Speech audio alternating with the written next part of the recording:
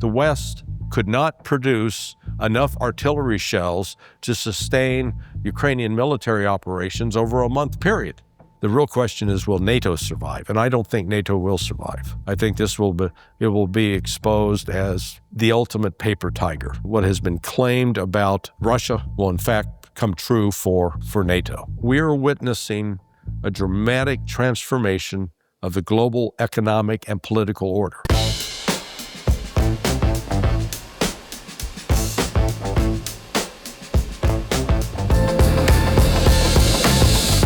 Gegen den Strom. Zur Person. Hallo bei Gegen den Strom. Ich präsentiere Ihnen Positionen und Perspektiven, die Ihnen die Propagandamedien verschweigen.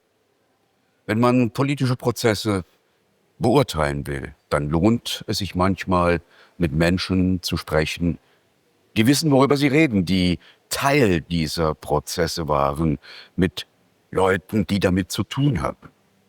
Und manchmal muss man weit reisen, um diese Leute zu treffen. Deswegen bin ich heute in Moskau.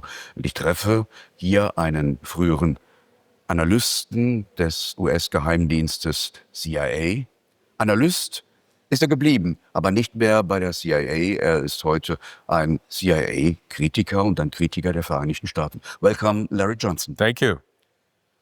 European and American politicians are telling the public that Russia will attack Western Europe very soon. Is that right? Yeah, they have the level of propaganda in the West, particularly in the United States, to portray Russia as this threat to Western values, threat to freedom, to democracy, ignoring all the time that it has been the United States that's been threatening Russia over the last 30 years. When you go back and look at the history, starting with the collapse of the Soviet Union, Russia made repeated attempts to say, hey, can we be part of NATO? Let us be part of the West. Totally rejected, completely rejected. I went back and did a study of NATO, and in terms of NATO military exercises with Ukraine. Ukraine is not officially a member of NATO yet. When you look at the number of military exercises that have been carried out with Ukraine over the last 30 years, there are now, 32 members of NATO? Of those 32 members of NATO, there are only 6 countries in NATO that have carried out more military exercises under NATO than Ukraine. In other words, Ukraine has carried out more military exercises with NATO than 24 of the other countries. Starting in 1995, NATO set up a de facto military base in Yavoriv, which is in western Ukraine. So throughout this period, Russia has been continuing to try to become part of, to cooperate with, collaborate with the West, constantly rejected. And I think one of the reasons is the West has to have an enemy in order to justify a $1 trillion defense budget. You told me that you worked in Ukraine on the ground on a military basis. Yeah. Why that? What happened? Well, again, the goal, Russia, by virtue of being the number one country in the world in terms of natural resources, not just oil and gas, minerals of all sorts, the West wants to have it, wants to control that. They cannot stand the idea that Russia is the largest country in terms of landmass, encompassing 11 time zones. That's twice the size of the United States. The West simply cannot abide the concept of a free Russia. Russia is seen as something that must be dominated, controlled, and under this complete control of the West. Now, the Russians aren't cooperating. They've decided, no, we prefer to run our own country. What happened on this military base in Ukraine? Well, for example, One of the activities at that base was training Ukraine to conduct cyber warfare activities against Russia. That used to be on the website. Prior to the start of the special military operation, that was listed there as one of the activities. Russia struck Yavoriv, I believe it was March 13th of 2022. And they did so because it was being used as a staging base for foreign mercenaries that were entering the fight on behalf of Ukraine.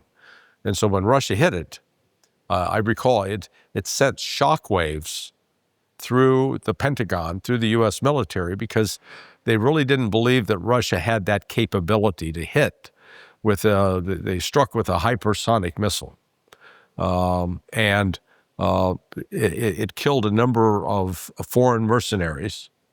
And that wasn't the first time it was struck, but that wasn't the last time it was struck, but it was the first time. So Yavoriv became somewhat of a symbol of the forward activity of NATO. And after that, NATO, they tried to erase NATO's signature. But the fact of the matter has been that this war has been a de facto war between Russia and NATO. Ukraine is just a mere proxy, and the efforts of the West, particularly with Ukraine from 1995 forward, was to build Ukraine up militarily so that it could be used as a wedge attacking Russia. And there are actually many that believe that it would defeat Russia. And in defeating Russia, that would become subservient to the West. That means the United States and NATO tried to make Ukraine a kind of transmission belt for a proxy war. Correct. Since the mid-90s. Yes. Now, this was put into a paper that was written for RAND Corporation, I believe in 2019.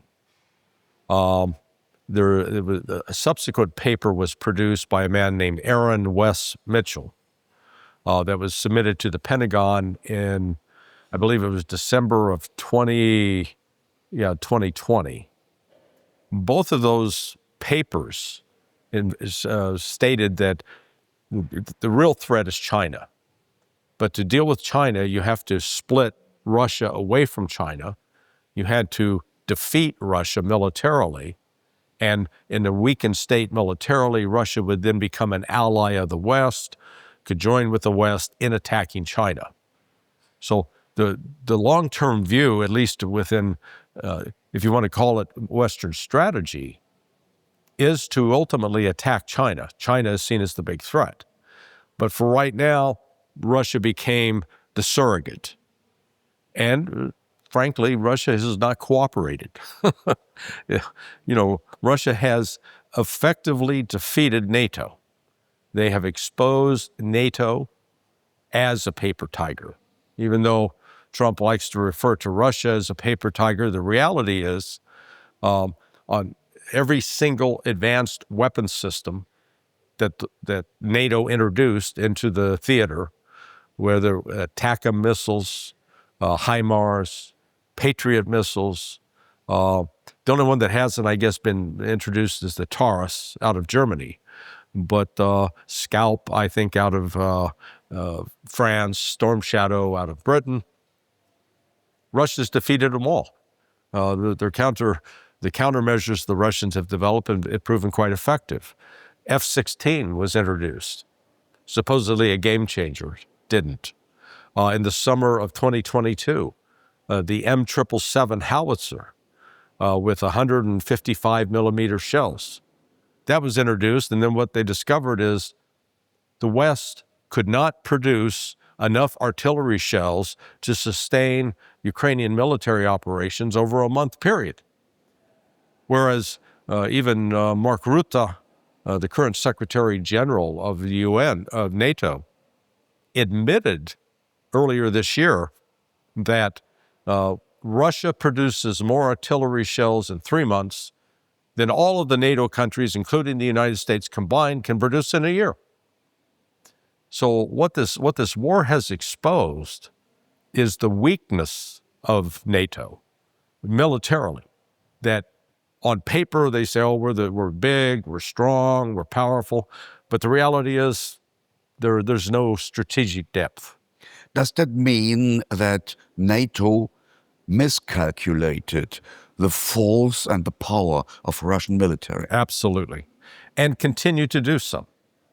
We continue to hear how weak Russia is militarily, how poor performing they are.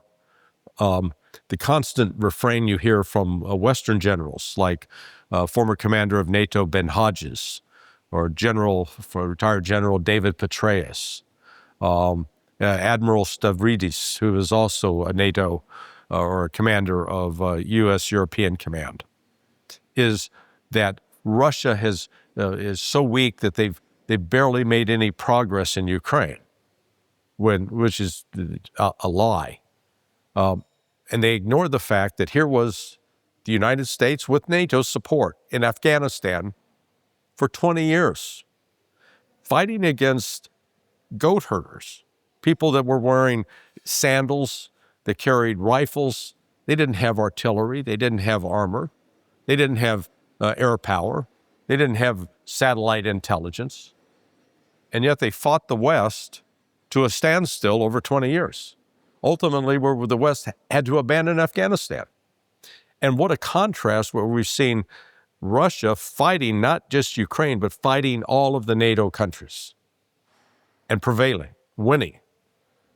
And that's what's, I think, has just infuriated many of the leaders in the West. They simply cannot accept the fact that they've lost.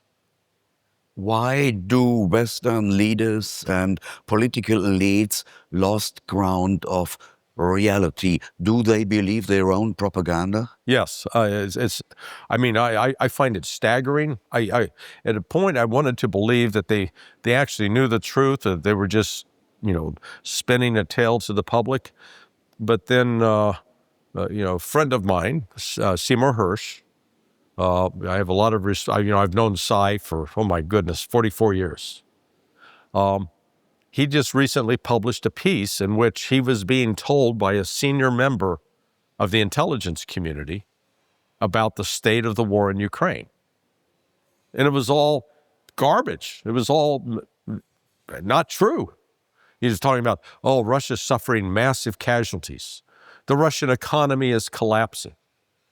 Russia has gas lines. People are lined up. They've knocked out all the refineries. And Cy was, he was accurately reporting what his source was telling him. But, he failed as a journalist, in my view, because at some point you got to push back and say, you say that, but here is the actual evidence of what's going on in Russia today. Go find a gas line.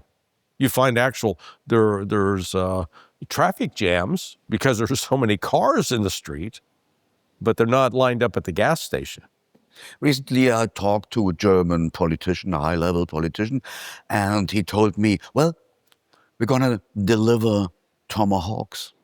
Then we will destroy Russian oil and gas producing facilities. Yeah. And then Putin is forced to come to the negotiation table. Is that right? Well, again, it displays a level of ignorance that is profound.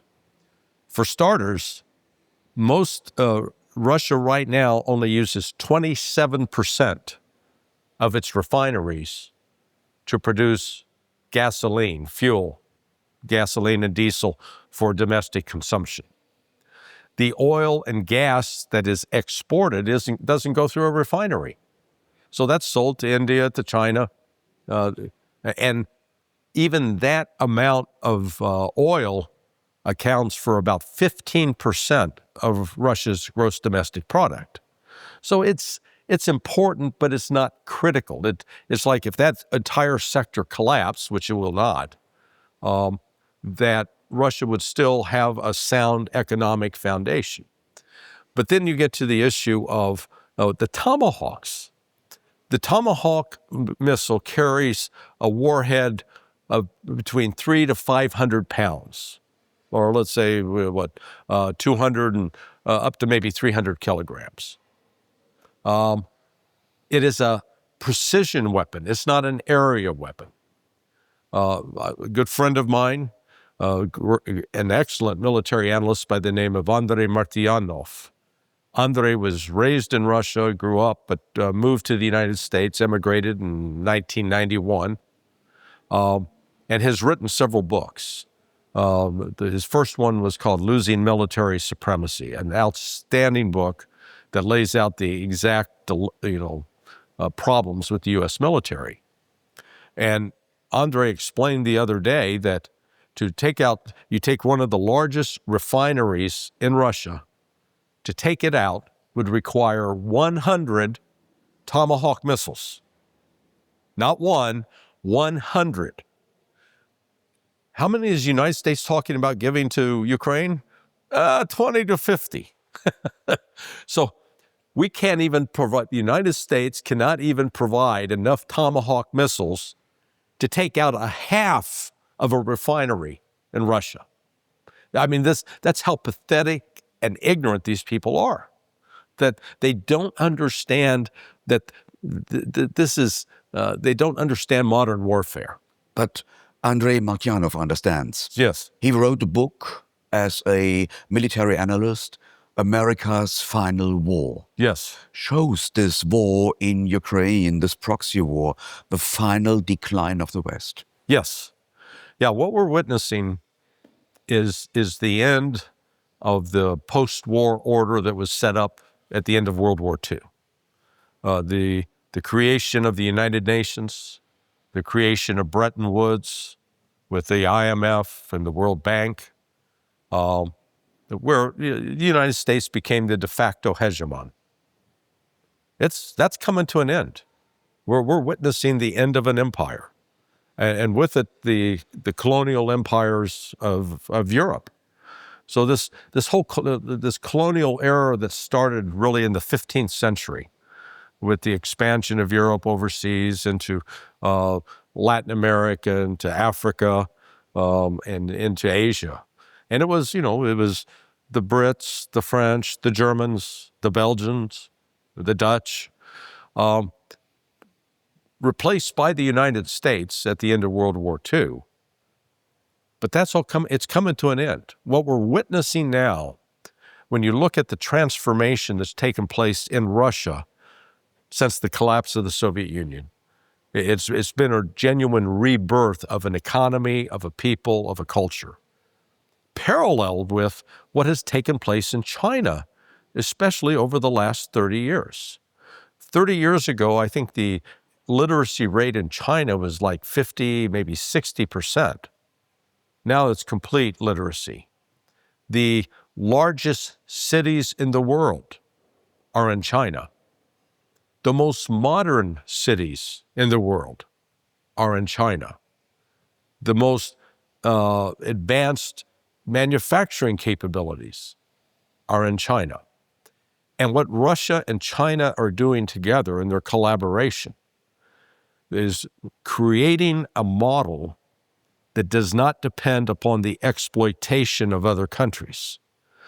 When China's Belt and Road Initiative, when it goes into a country, it doesn't seek to enslave those countries where they extract the resources and leave the people impoverished. Because you look at what has happened in China. China has raised the economic wealth of all of its people. It's middle class. It now has a middle class of roughly 50 plus percent. 30 years ago, you may have had 20% of the people could be considered middle class. That means we are witnessing the rise of a new power, Yes. China, and at the same time we are witnessing the shift from a unipolar world led by the United States to a multipolar world. Yeah, I prefer the term, and I credit Chaz Freeman with this, former ambassador, multinodal. You've got all these nodes because the concept of polar still implies a power. And what I see in terms of how Russia and China are approaching the issue is they're not competing to see who's dominant. They're not competing to say we're going to control these other countries. And it's more of a collaborative approach, a genuine partnership, which the West has trouble grasping because our entire model in the West has been one of domination, one of control. And we saw it at the start of the special military operation. Oh, Russia, we're going to teach you. We're going to make you suffer. We're going to deny you access to SWIFT. Well, SWIFT is an ancient technology relative to what's going on in the digital world today. It's an email system between banks. And yes, it cut off Russia from that, but it inspired Russia then to move and to accelerate the development in BRICS of alternative financial models that the West no longer controls. We saw this year for the first time the number of transactions in SWIFT declined. And we're seeing, with China, for example, purchasing soybeans from Brazil. They used to buy them from the United States. Now they're not buying it from the United States. And with Brazil, they're accepting Brazilian currency, and Brazil's accepting Chinese currency. India just recently purchased oil from Russia using Chinese yuan, Chinese currency. So we're getting into this movement outside of the West used to be confident that, well, we control the money, we can control the world. Well, they've lost control of the money. And then at the same time, we witness the United States debt to GDP is 127%. United Kingdom, 101%. France, 115%. Germany, who used to be considered financially responsible, is seen now its debt, it's been rising, it's been explosively rising, it's now up around 80%. It used to be, 30%. In contrast, you see in Russia, its debt to GDP ratio is 19%. And yet the United States talks about crushing Russia economically. It's absurd. That means this war is led on three levels. The military warfare as one focus in Ukraine, the economic warfare worldwide by tariffs, sanctions and all that, and the propaganda war. Is it right? The West has been winning the propaganda war. Russia is pathetic in terms of being able to get its message out there and wage effective. It doesn't even have to be propaganda carries a negative connotation. Just getting the truth out about what is actually happening and seeing Russia's genuine military strength. Right now, for example, Russian manpower that is in uniform, ready to deploy, is about 1.5 million. The United States Army is 470,000. And even if you add in Germany, France, United Kingdom, this still doesn't match the manpower that Russia has already assembled. NATO is dependent on the military strength of Turkey, of all places, or Turkey. And yet, again, Turkey has been consistently rejected by the Europeans as, we don't want you in the European Union. We want your manpower for NATO, but we don't want you economically as part of us. So what we're seeing is that despite being repeatedly told that there's great unity within NATO, we're seeing it start to fall apart. Orban of Hungary has been one of the leading voices in opposition, been joined by the Slovakia and the Czech Republic now. So there is not this unified stance within NATO that was once sort of its hallmark. And frankly, NATO does not have the economic strength, even though they're saying, we're going to spend 5%. The Trump goal to get every nation to cough up 5%. I don't see it happening. This sounds completely different in Western media. Correct. And why that? Is there a kind of propaganda industry in the West? Yeah. Yeah, it is, you and I are old enough to remember the Soviet Union in its days when it had total media control. And the story that was being told to the Soviet people at the time, a lot of lies, a lot of bad information about the reality. Well, I've now lived long enough to see that completely reversed, where Russia has become a place of relative freedom in terms of information, press information. And it's the West that is controlling the narrative and propagating a false narrative. And to the point that the average person in the United States, for example, really does believe Russia's an authoritarian state, that there's no political freedom in Russia, that Russia is weak economically, that it's got a terrible military, and on and on and on. And, not understanding, for example, Russia has already created 4 variants of hypersonic missiles. Those are missiles that travel at a speed in excess of 6 Mach and are maneuverable.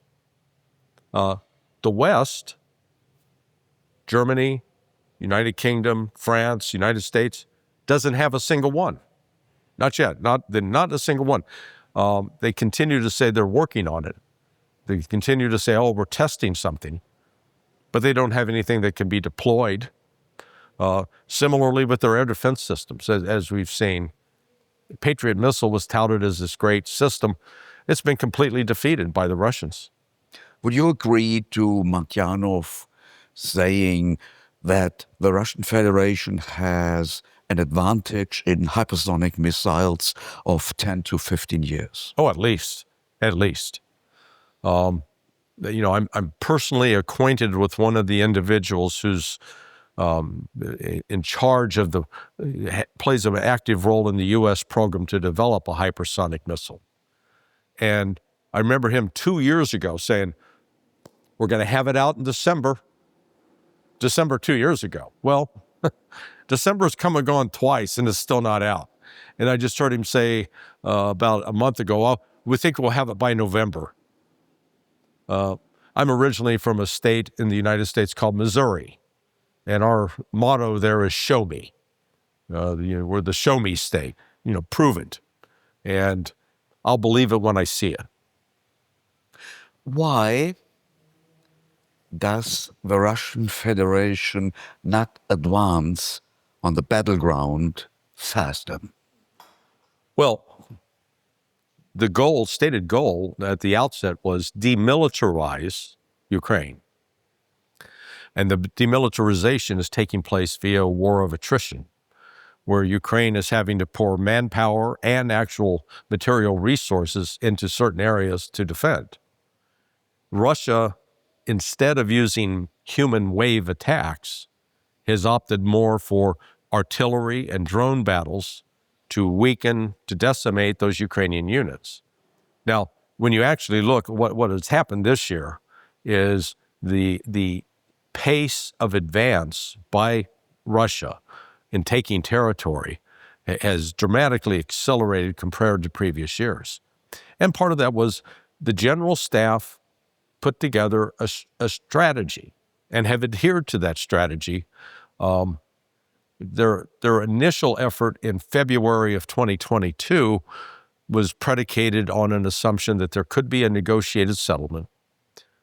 Russia was prepared then to accept letting Ukraine retain control of Donetsk and Luhansk, but they were looking for guarantees for the protection of the Russian-speaking people in those territories.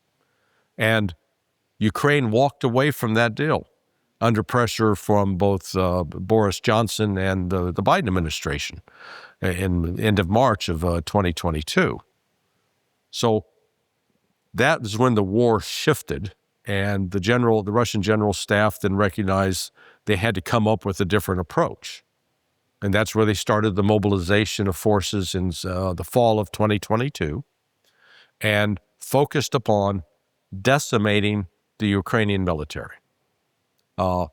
That has proceeded, we used to have like one major battle, the Battle of Bakhmut, or there was the Battle of Avdiivka, where the Russians were concentrated in one area. They had troop activity up along the line of contact, but it wasn't a massive front. That picture now has changed completely because they are pushing from the north in Kharkiv to the south in Zaporizhia, and then through Donetsk, moving steadily westward. Also have gone into Dnipropetrovsk. So right now, Russia is pushing all along this line of contact, and Ukraine, frankly, doesn't have an answer to it. They pull out, they reinforce, they try to rush here, but they end up incurring more casualties. Despite the claims in the West that Russia has suffered massive casualties, show me the evidence. Social media, the Russian government does not maintain control over social media. You see in social media as well in Ukraine, pictures of cemeteries, new graves, the death notices from family members. You don't see anything comparable to that in Russia. There is a group, Media Zona in the UK, which is not exactly a pro-Russian group, but nonetheless, they have followed the death notices in Russia. And by their estimate, Russia has suffered about 160,000 fatalities since the start of this war, which is, I don't want to minimize, that's still a significant loss of life. But it's not on the scale of what Ukraine is suffering. And we've seen over the course of this year where Russia would return bodies of dead Ukrainian soldiers, and the Ukrainians would turn over the bodies of dead Russian soldiers. Well, that exchange rate has gone at roughly, for every single Russian soldier, there are 39 to 40 plus Ukrainians. And now, here's where you get the interesting logic. The people say, well, that's because Russia's advancing so fast that the Ukrainians don't have time to recover their bodies. And so, wait a second. You just told me Russia was not advancing. Now, which is it? Russia's advancing so fast they don't have time to recover the bodies?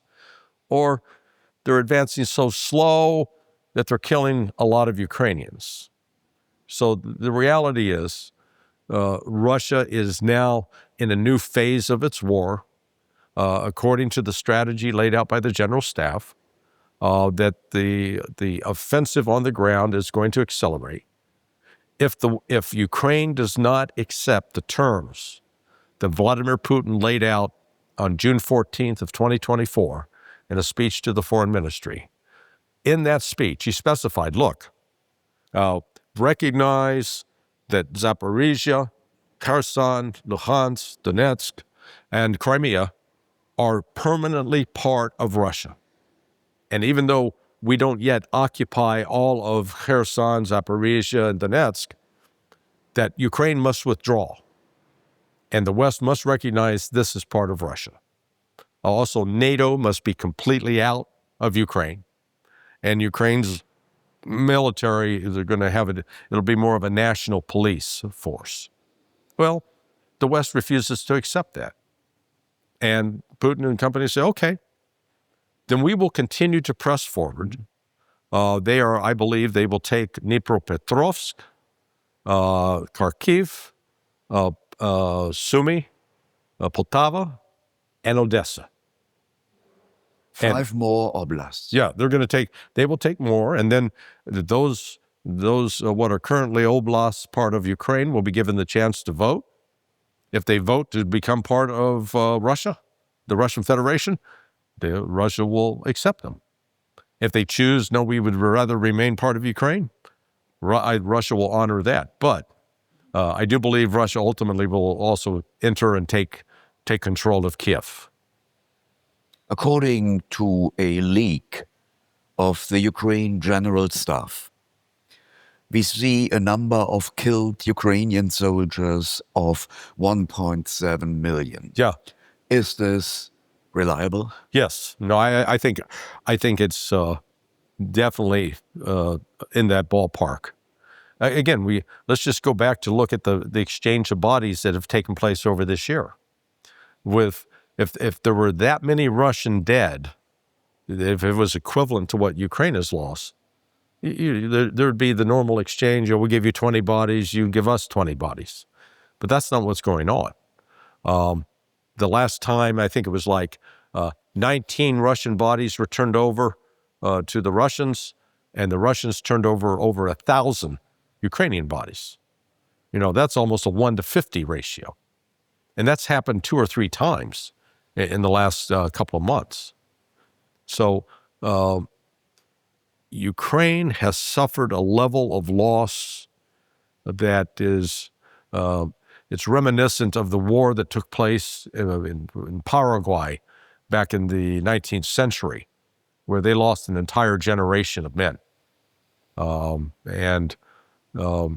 think that's what's taking place right now in Ukraine is they will not survive as a country because the men, there's simply not going to be enough babies in the world, in Ukraine. It's being depopulated. The strategy of the West seems to be, we are delivering the weapons, you are delivering the bodies. Yeah. Is this cynical? Are Ukrainian people treated like subhumans? Yes. Yeah, no, there's no regard for their humanity. They're a proxy. They can be used. But I also put a lot of the blame on the Ukrainian leadership because this has been a very profitable war for them. The amount of, they've literally looted billions of dollars that have been put into their own private bank accounts. Again, the average Ukrainian that is fighting, they were sold a lie that they were fighting for the freedom of their country. But you've had repression of opposition political parties, the attacks upon the Orthodox Church, heavy involvement of Western intelligence, both my former organization, the CIA, as well as British MI6, and without any regard for the people of Ukraine. They paid a terrible price. And Ukrainians are sent to the butcher for the geopolitical interests of the West. Yeah. It's all about, we saw that, you remember about 6 months ago, Donald Trump was obsessed with the rare earths minerals in Ukraine. We've got to get those. That was a requirement to have a deal with Ukraine on that. Well, Russia controls all the natural resources now. The bulk of the critical resources for Ukraine are in the eastern provinces, the Donetsk, Luhansk area. This historically has been the case. In the 1920s, the then Soviet Union, they had a poster made up, and it said, "The Donbass Serce Russia." It is the heart of Russia. And so that part of Ukraine has always played a very significant role in Russian history, especially over the last 120 years. Donald Trump claims that he wants to stop the Ukraine war. And the European leaders seems to continue the war. Mm-hmm. Is there a transatlantic shift, or are these both sides of the same medal? Donald Trump reminds me of a fat man that says he wants to lose weight. And he says, I'm going to lose weight, but I'm going to have another donut. He continues to eat the donuts. He could bring the war to an end very quickly. He simply tells Ukraine, no more intelligence, pull out U.S. military personnel and intelligence personnel, withdraw them from Ukraine, and no more weapons. And no more intelligence either. The war would be quickly brought to an end. But he's been unwilling to do that. So now it seems his strategy has been to shift the burden onto Europe, let the Europeans take the blame for losing Ukraine. Where he'll say, well, we did what we could. We offered to sell all these weapons to the Europeans so they could give them to the Ukrainians, but the Europeans didn't want to do that. Europeanizing the Ukraine war What does that mean for the European Union?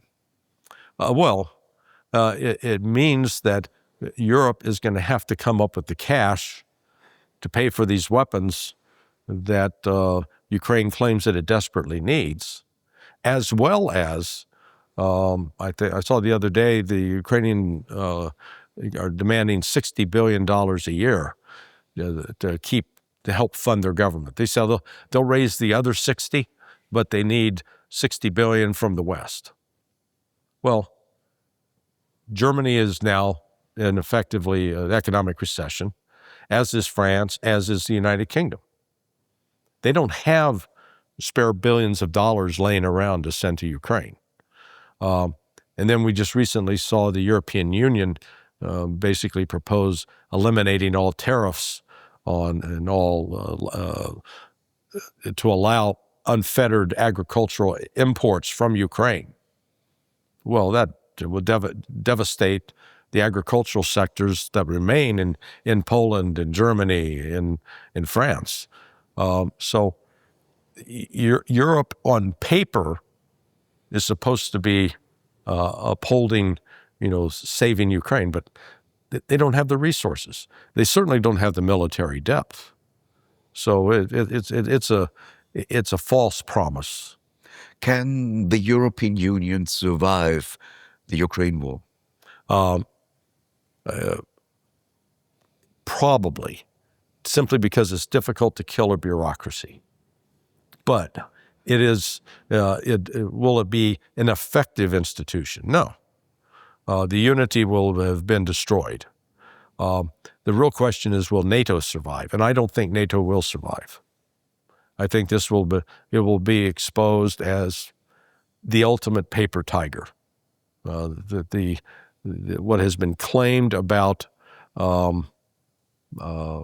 Russia will in fact come true for NATO. Would you say that the hegemon in the United States, Washington, is increasing the tribute on their vassals? They're trying to. What we're witnessing a fragmentation of political consensus. Take example right now in Germany, the AfD is touted as the most popular party, and yet they barely have 30%.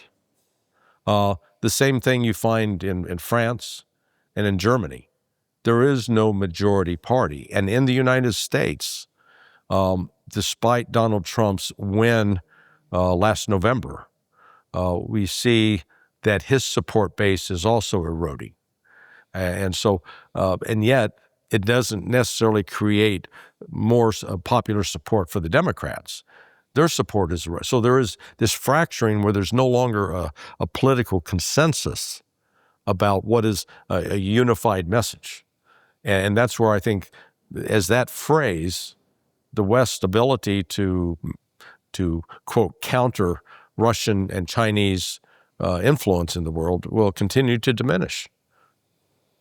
At Waldai Conference this year, President Putin stated, "Our relationship to Europe is over." Can we come back into a peaceful and economical, successful relationship to Russia, or is this U-turn to Asia a final U-turn? No, I think it's a final U-turn. What does Europe have to offer? France has some nice cheeses and some nice wines. Germany has some good sausage, some good beer. But what are the natural resources? Europe is devoid of resources. The only thing that they've been able to control has been the money. With London in particular as sort of still an international financial center. And that's what's starting to erode. And once that is gone, then all of a sudden, you have to step back and say, what does Europe have to offer? It doesn't have the industrial capability that we're seeing in China. And the West, one of the errors that they've made in my country, in the United States, is to assume, oh, China needs us because they need our market because we've got all these middle-class people that'll buy the stuff out of China. Well, China's now got a middle class that's larger than the United States. And that middle class has money and is buying goods that used to be exported. They're now buying them and consuming them internally. A good friend of mine, Pepe Escobar, just recently did a trip along the old Silk Road. And what he reported is that there are many cities that are largely unexplored by Western tourists that are now becoming tourist hotspots for the Chinese themselves, internally to the country. They're not having to go overseas. You're seeing a dramatic shift. It used to be Chinese students would flock to Western universities, both in the United States and in Europe. Now, those students are having difficulty finding jobs back in China because they're viewed with an eye of suspicion. So we're witnessing a dramatic transformation of the global economic and political order. And one part of that is what Tsar Peter began with the foundation of St. Petersburg in 1703 will now be over for the next, let me say, 100, 200, or 300 years. Is it right? Correct. Yeah. Yeah, no, we're... you think back at our parents, and for them, their grandparents, lived through that transformation at the end of World War II, where it created this new financial system and a new global order. And we point to the United Nations as an example. It no longer makes sense for the United Kingdom and France to sit on the UN Security Council and have a veto. They are irrelevant countries. They are nobodies. They are not economic powerhouses. They're not military powerhouses. And yet here you have countries like India that are excluded with 1.5 billion people, Brazil as well, African countries, whether, Nigeria is large and significant. So Africa basically is not represented on the United Nations Security Council. There needs to come up with a solution where those countries are also represented. And you've seen over the course of the last year, the rebellion of these colonies, particularly in the Sahel, where they're booting out the French primarily, but they've also booted out other European countries. And they are entering into a partnership with China, which just infuriates the West. But I think it's an irreversible course of events. Will be both senior analysts see a peace in Ukraine or a large-scale war in Europe? I think it's going to be settled militarily. I don't see a peace agreement coming out. The only way a peace agreement would be achieved is if Zelensky is removed from power and those who back him are removed from power. Well, I don't see them doing that willingly.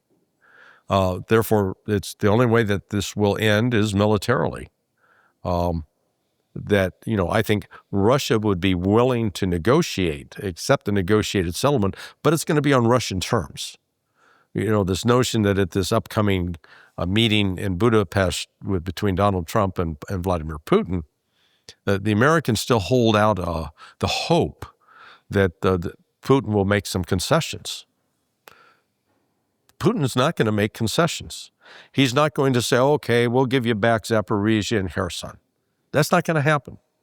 Those oblasts, former oblasts of Ukraine, are now permanently part of Russia.